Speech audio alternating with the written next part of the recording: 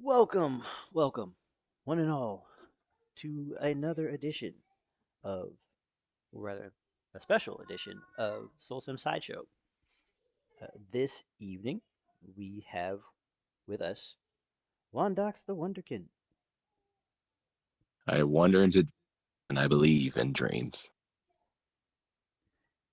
And as usual, I am your host, SoulSym Mirak. Uh, this episode takes place in the midst of everything that's been happening. Uh, at the beginning of the duel between Zimri and Zevral and Wondox, uh, Zevral opened up with an orbital bombardment that was partially deflected by Zimri, which heavily damaged Wondox and also uh, temporarily banished his otherworldly attendants. And in the process, Wondox finds himself temporarily removed from the conflict. And in that flash of light, he's no longer in the arena, but he is in fact uh, in a vibrant garden with lush trees and uh, buildings off in the distance that seem impossibly close,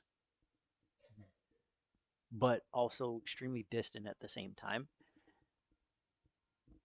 And Wandox is in a field, a clearing of sorts. Before him is a path that leads into the forest of uh, summer colored trees, pink, brown, orange, fuchsia, lots of vibrant colors.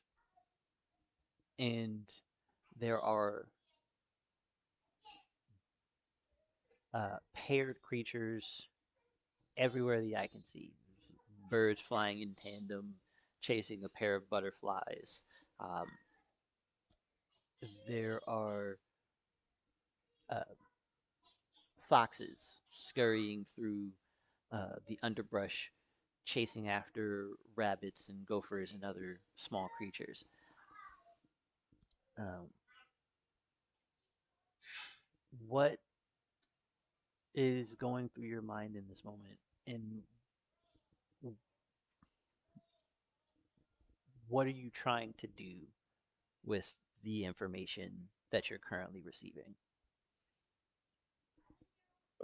First, he's gonna search his memory because he's trying to see if this feels like he's been here before. Because he's been through a few illusions. He's seen places he hasn't seen. He's had visions before, and he's trying to see if this place feels familiar. Is the word he's gonna go with.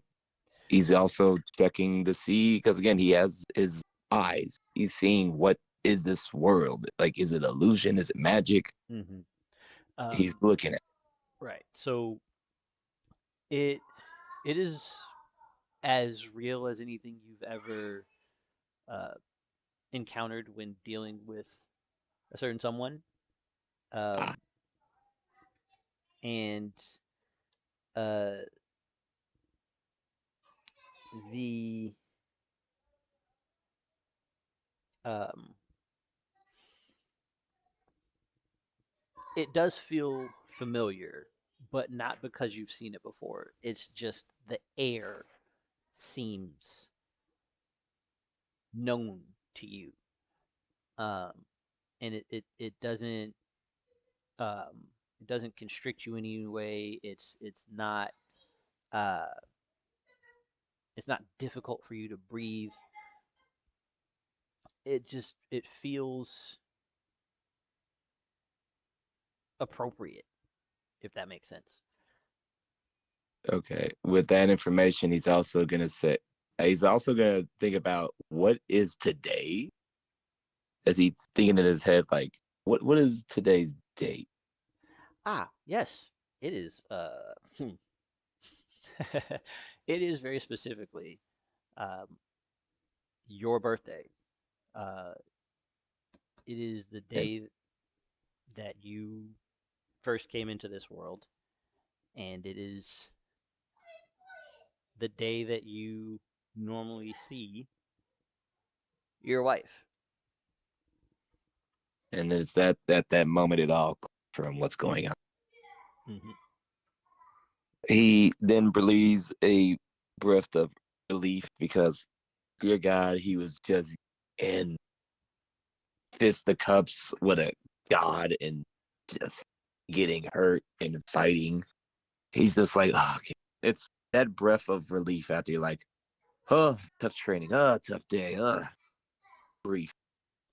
So he's beginning to smell the nature around him, Hmm. just waiting for her because he knows at any point it's her appearance will be grandiose, and he will do the routine he always does whenever he finally sees her. And as you begin to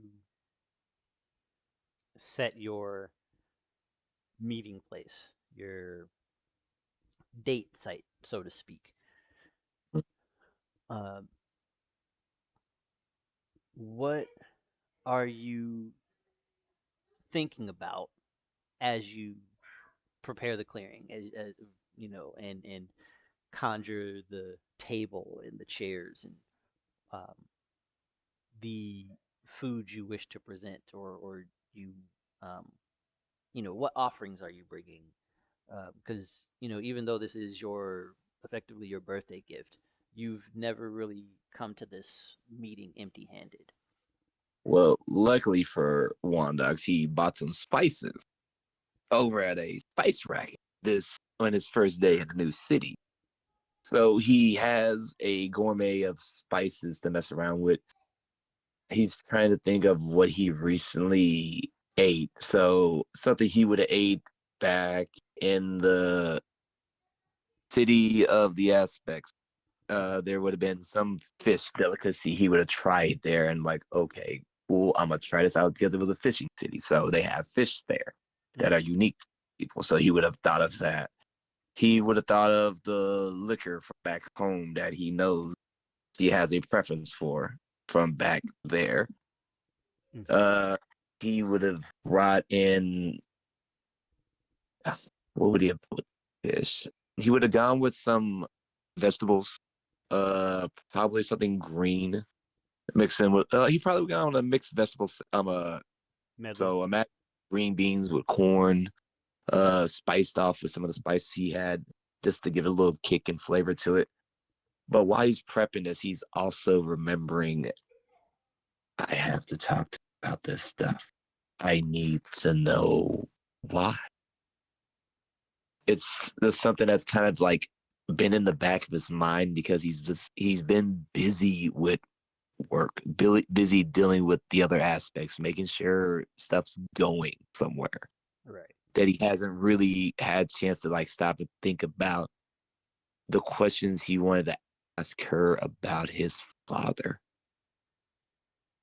And it's like, okay, she's here. We got to talk about it.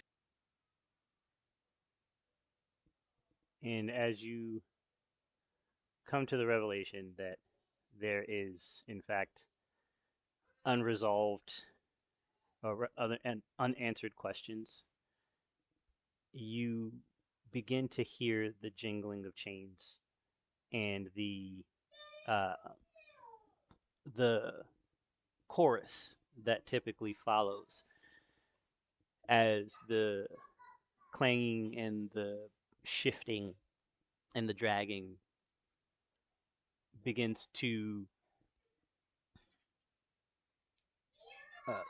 flow into itself. It becomes a groove, and this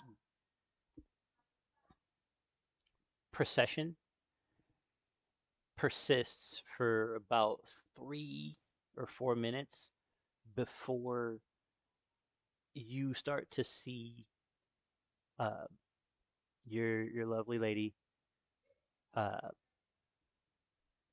walking through the trees.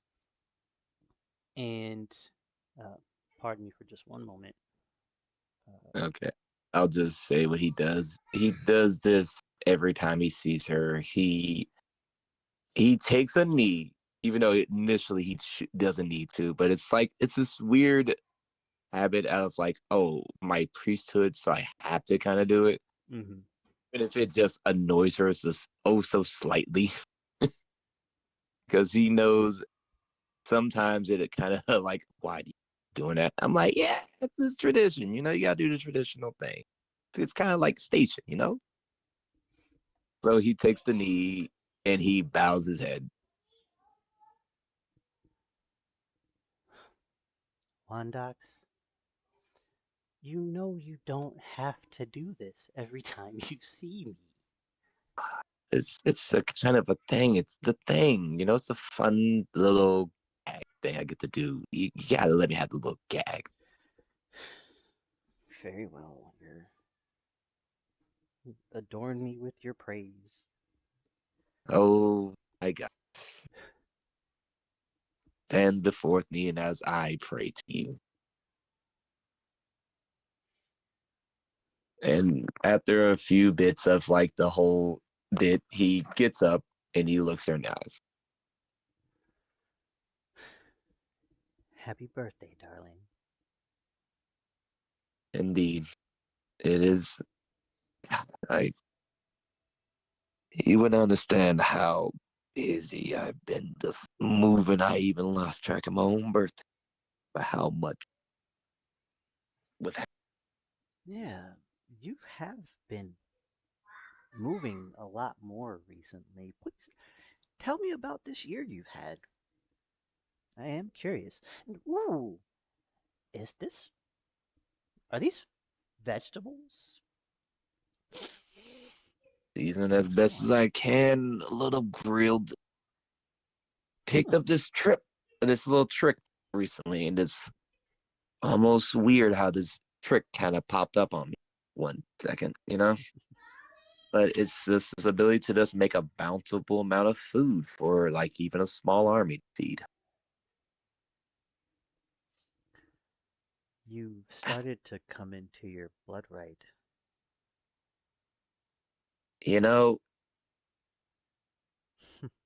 I need before I talk about what all happened this year, like as tradition between us. Mhm. I need to be specific about one thing first that happened. Okay, I'm listening. I I met my father. Dear. She looks kind of quizzical when you say your father, exists as if she has to kind of run through her mind for a half a second. Your father? Your creation. Your first. Yekrim? Yekrim? Yekrim is your father. That I need you to answer me this question really plainly and simply. Did you know? hmm. That's a interesting question. I can't say that I know for sure that I did know.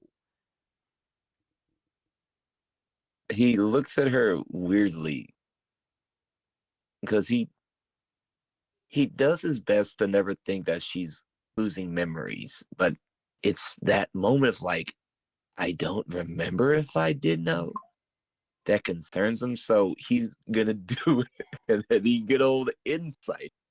Okay, go ahead and roll that for me, big guy.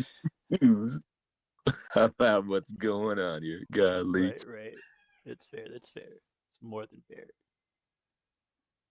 Uh, She's like, I don't remember if I I knew. Um, I'm gonna do it here real quick because I do not have.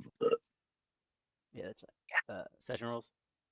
Cool, Yeah, cool, I forget the number right now cool. because I had God. Why did I not pull up this whole thing? This is gonna make me mad. Okay, boom, boom. What was it? Sorry, I'm gonna wrote this here. Start there. Let's say 46 for kicks and giggles. 46. Okay. With a 46, um, you do understand that at the very least she believes herself. Um, and you remember that uh, part of her purview, um, part of the things that she governs, or at least as far as what your what your what her daughters have attributed to her power.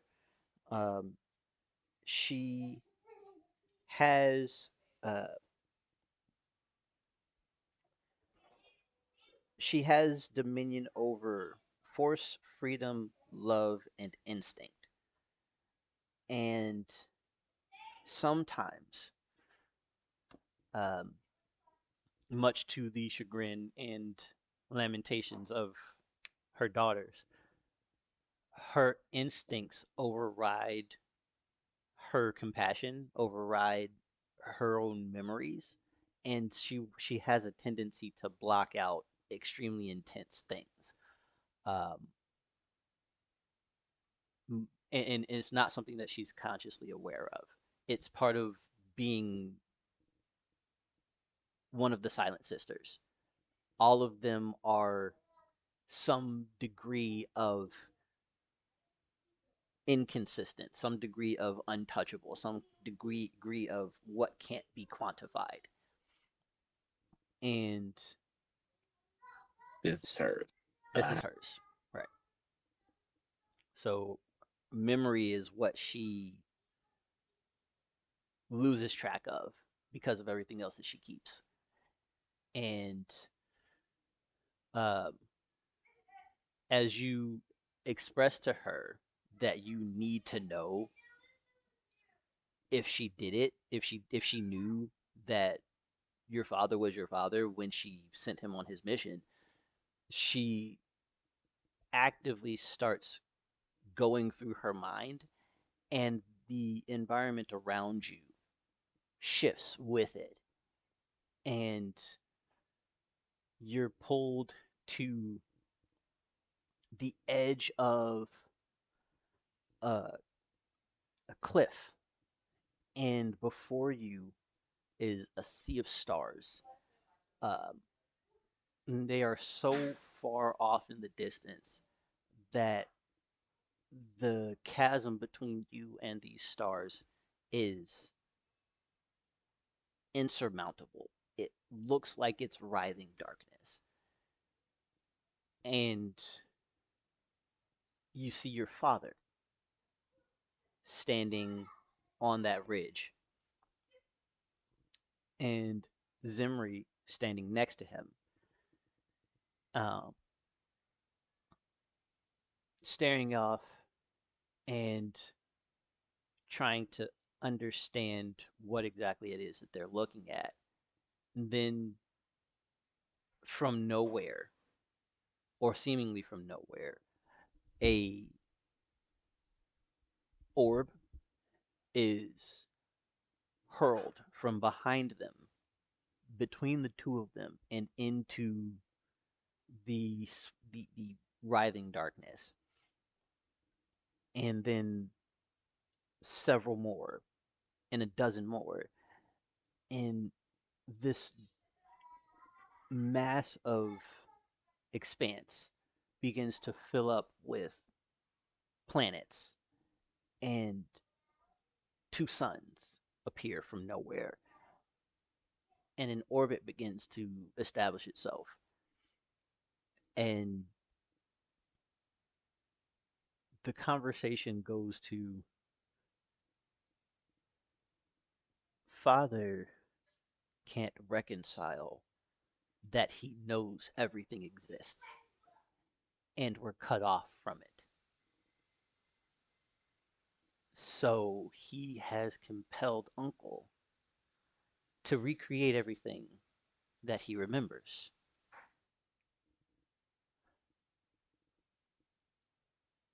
Sister, Zara, has said that she's heard cackling,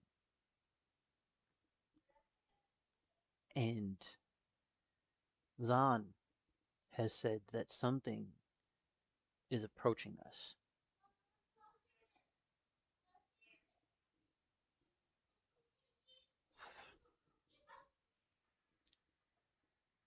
Great uncle Azan has foreseen that if we stay still, if we do not move, something that he can't even describe will come for us. But in this vision, he has seen a way out. There's a tower somewhere, and due to Father's power, it will inevitably reveal itself here, though we are cut off from the omniverse. I don't know when, but I will know when it happens. I don't know when from now, how long from now, but I will know when it happens. And when that happens, I will call on you, and you will have to locate this tower that Great Uncle speaks of.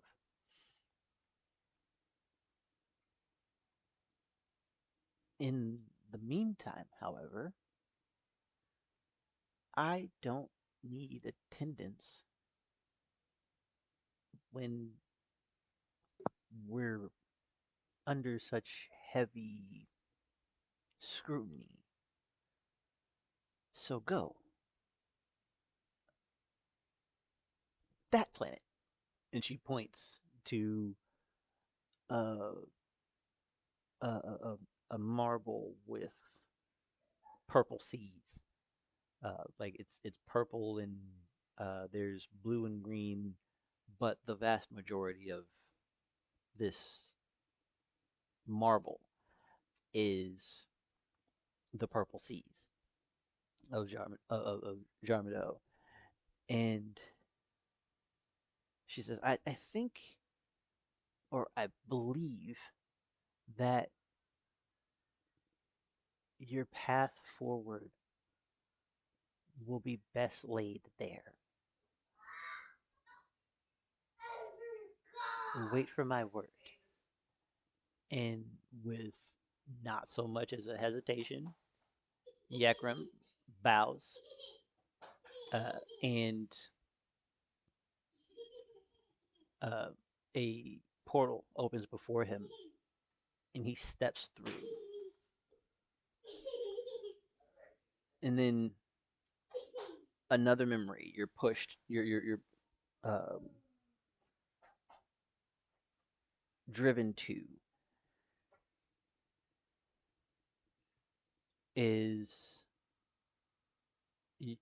Yakram, your father, uh, taking a walk through Urumshar, the Undercity. And the road that he's walking down, the path that he's taking, you know very, very well, very intimately, as the path from your house. You've walked this path thousands of times, and you've passed by every single one of these doors. Um, The buildings seem newer, though, like brand new, and um, Yakram has flowers um, tucked in his hair over his left ear, uh, and he has just this sheer like this look of joy on his face. And as he's walking down this alleyway, before he even realizes, a portal of darkness opens in front of him and he steps straight through. On the other side, he is met again by Zy'vae. She is um,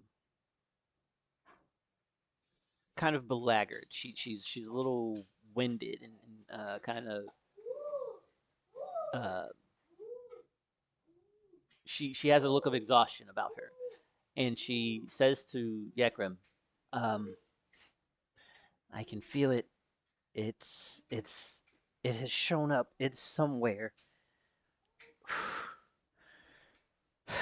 uh, this has not been an enjoyable experience, Yakram. This thing is relentless, and I can hear the laughing and cackling all the time. I I feel what it wants to do to us. It's compulsion and destruction, absorption, decay.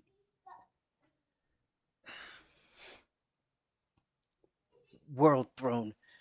You have to find the world throne, Yakram. We don't have much more time.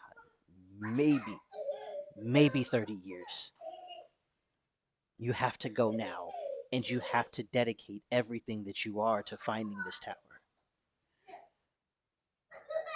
Go, please, my faithful. No other attendant I have can achieve this goal. And you see Yakram hesitate for a moment because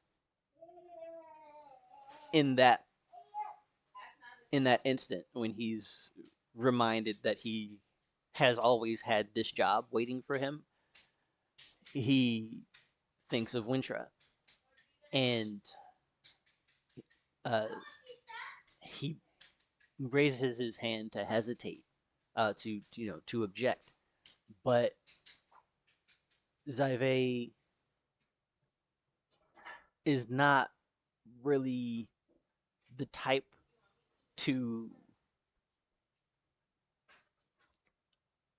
really accept refusal, um, because the instinct of love is to acquiesce in her understanding, uh, and so he pauses as if he wants to say something, but he hesitates and then refrains, keeps it to himself. Um, as you wish. I will find this tower, this world throne, and relay the information to you as soon as I am able. You have my word, my queen, my goddess. I will do this for the preservation of not only you, but all of our people.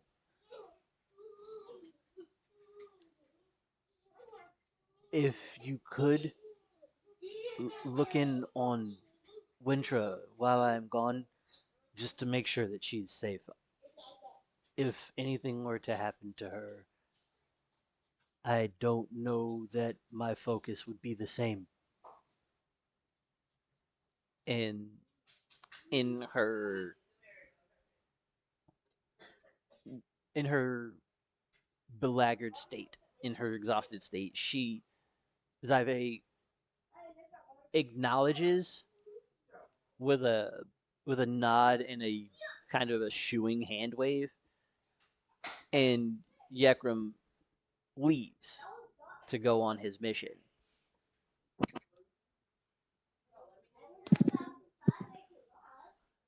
And then the next thing you see is Zy'vae standing over you as an infant in a crib. And she says, "You remind me of someone. I don't know exactly why I'm here, but I am drawn to you, little thing. Do you have the capacity to communicate with me and tell me what you have experienced in this year of your life?" And in response, you coo and you reach, and uh, you kind of uh, non-verbally describe your first year of life. And she just sits there on the edge of your crib while your mom is passed out sleeping. Um, she's sitting over you in the crib, just kind of looking at you longingly, like you're just the cutest little thing she's ever seen, and she wants to keep you safe. She doesn't fully understand why, but you're priority in her brain. And then you see year two, year three, year four, year five, all the way up to last year when you were on the beach, and uh, you had asked her if the two of you can take the children, take your daughters somewhere nice. Um, and then you snap back to the present, and Zy'vae is um, crying. She is actively crying. Tears are just streaming down her face, and she cannot really contain herself because, as apparent as it is to you, it's blaringly obvious to her that she took your father from you. And I am I am so sorry. I I didn't realize. I didn't realize that you were why he hesitated. I have no way to quantify what you've been missing. You've told me so many times about how you wanted to know where you came from, and I should have known. I should have been the one to tell you. But instead, hold on, I'm sorry. Oh yeah.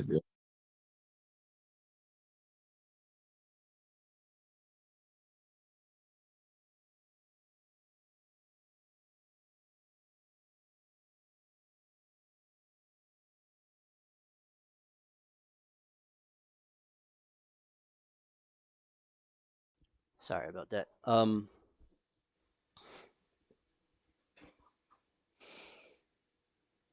Do you know where Yakram is now? I haven't heard He, from him. he's with me. His uh, what I can only understand been destroyed, and its mind is with me. You have your father's vestige. That makes sense.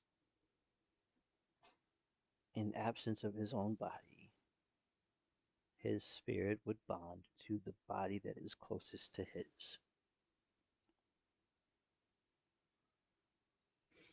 and she has this look of defeat as she kind of hangs her head.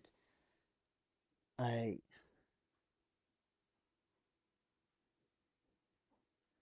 am sorry. I I understand that gods can be consumed by what they are. Sure. I have I have seen these things now. I have seen others. Others? What others? How is the best way to say this? I'm currently dealing with Zimri, correctly as to say right to say it, Zimri. Yes. Yeah. Okay. I've met with Zimri. One of my companions is her adopted son. Zimri? Kragro? Yes, She has a she has adopted, she has adopted. an adopted child. Yeah, it's weird. It's from the people of uh you know, she went on a rampage and killed off a whole race of feline people, you know, the Mantonins. I am aware that Zimri's sister has done a lot of things. Um, Yeah, well, apparently when she went on a rampage and murdered them, she took pity on a little one and said, "I want to keep it." I am gonna say child because that feels more appropriate than pet. It feels degrading to him. mhm. So I'm gonna say she's adopted a child. And I this child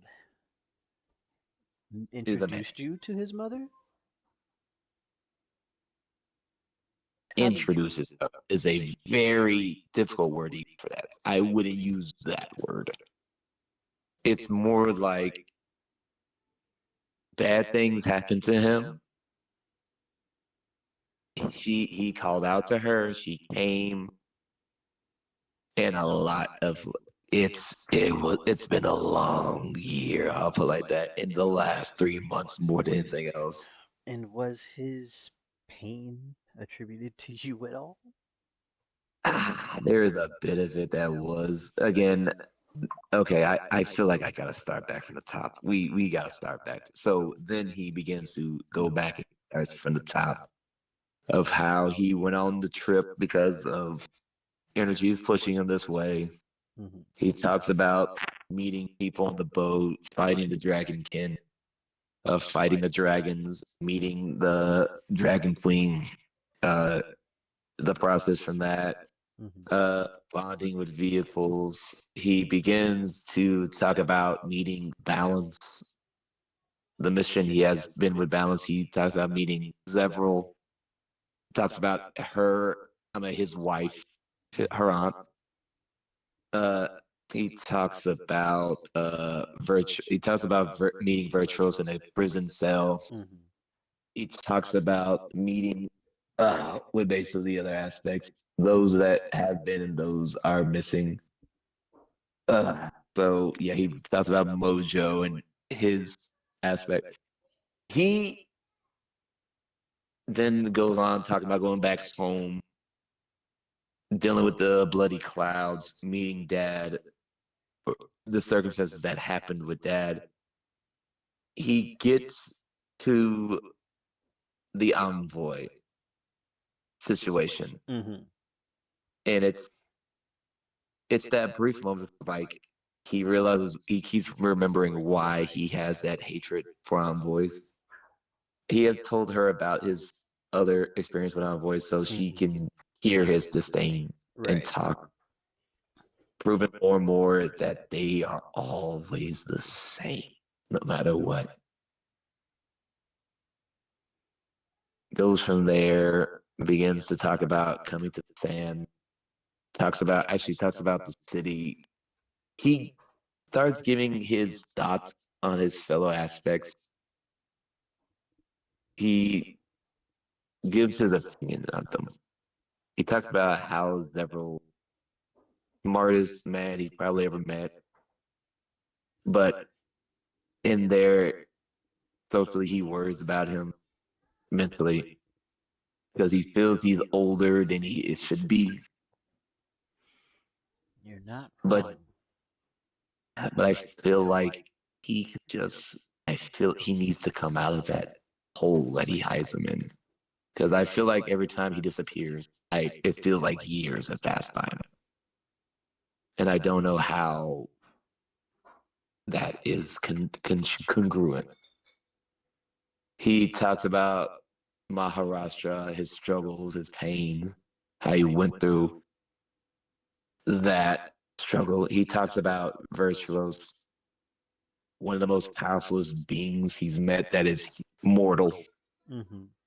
and yet still a child by all means, and thought, still learning, worried about where his child energy without guidance. Because the second he lost his guidance, it was struggles for him. And then his troubles with his brother, even though it's like, yeah, Mac had a situation with Mac. Talks about meeting Mojo's trainers, and then he talks about coming to the sands, coming to Osgiliath, going and picking up to pick up a fellow aspect of life. But as he's doing that, he sees the others of his kind, the other Hidigo. Hmm. Talks about Mama Odie and her delicious meals. He also talks about the Azure. Oh wait, it was the Azure blood. Wait, was it Azure Azure Sands. Blue? Yeah. Yeah, they have, and Yes, but yeah. Mhm. yeah, and an ordeal meeting them, how that fight went. He scratches his neck to show off what's there. Then he gets to, Zimri growls like she visibly bares her teeth when you scratch at your neck, and she sees the brand on you, mhm. and she reaches out for your neck, and she grabs the collar, slides her finger between the collar and your neck, and turns her finger 180 degrees, coiling the collar around her finger, and she says, "Bacall Dren. Hmm. She swore an oath to me. Do I need to bring her to terms? You have my permission to do so." And then she curls her finger, and the collar snaps. It is free of you. You are free of this brand. And Okay. um, but when she snaps it off of your neck, a black gold band, a Zy'vae band, appears around your right wrist, and there's a compass needle Mm. um on the inside of your wrist for this band, and it is spinning currently. Uh, After our visit, that will give you the exact location of Bacaldrin at any given moment in time. Understood. But there is a more pressing concern I am worried about that was our last encounter before. And he begins to talk about the gas, the black gas that he woke up to see, the massive creature. You've never seen Zimri. look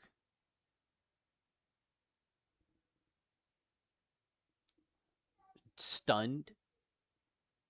Like you've seen her emotional before. You've not seen her speechless. And she's staring at you wide eyed and blank. You We theories about who it was. you encountered the Harbinger. You were That word. in his grasp. Hmm.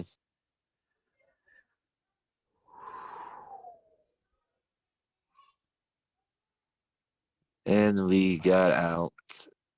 How did you escape? I worry what partnership did right now. Unfortunately, I was stunned, but apparently their not the group's knowledge was to make decoys of us for him to play with. Oh, sweetie. Trust me, I wish I was capable of telling them that, um, but I was. That will be a problem. Yep, I figured as much when they came to and they told me what happened. And You're such. fortunate that he hasn't turned them on yet. I was having trouble contacting you. I was Yeah, getting it, mixed information. It looked like there were two of you, but I I I geolocated. I couldn't. I I had to believe find you through the you. girls. Mm. So you talked with them. Not exactly. I more so triangulated you through them. I know where they are, and you should be in the same place that they are. The other Hmm. you is not where they are. I, Where I did where is it? Be? uh, somewhere you shouldn't have the capacity to reach. Um, Space above. they're currently in the fourth dimension. Hmm. That is not where I have ever traveled. You've been Um, there. oh, It's oh, where you're you right. Nope. escaped from. Oh, oh yeah. Okay. Nope, I lied. Okay, There's a that's that what y'all call it? Is the fourth dimension? Is that what it's called?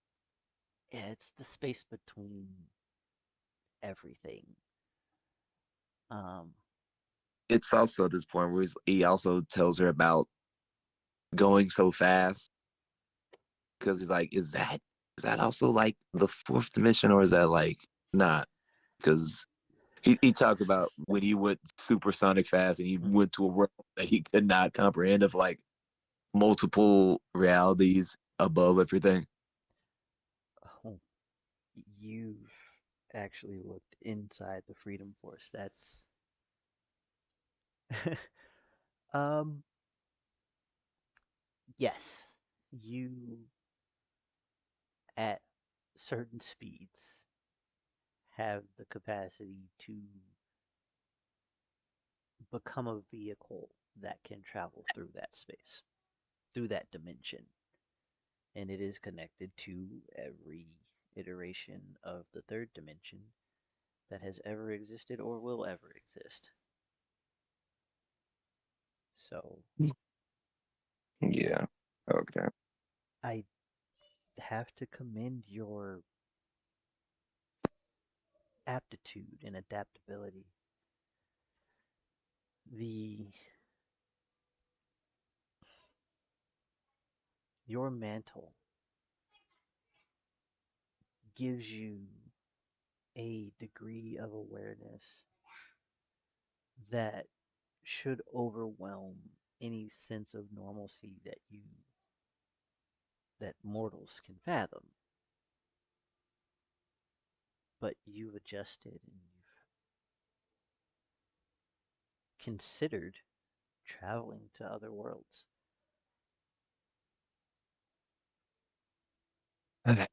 There's been a lot. It's been a You lot. could do it. I think you could do it. And as you're having this conversation, um, you hear,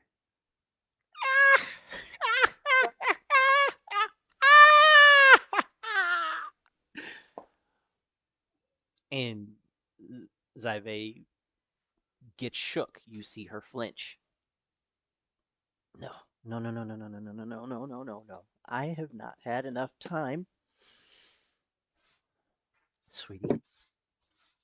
I know that you probably have more questions. I can see you. Send me back. I can see you through his eyes. And I'm coming. I'm coming for you right now. And I will, if I have to dimension teleport my ass, I will dimension teleport my ass. okay. Um as you port yourself back to the back to Jarmedo, you hear or rather you see Zy'vae blows you several kisses and then her domain blips as you see her like take the most powerful leap into the ether that you've ever witnessed from her. You've never seen her leave this way. You've never actually seen her turn away from you.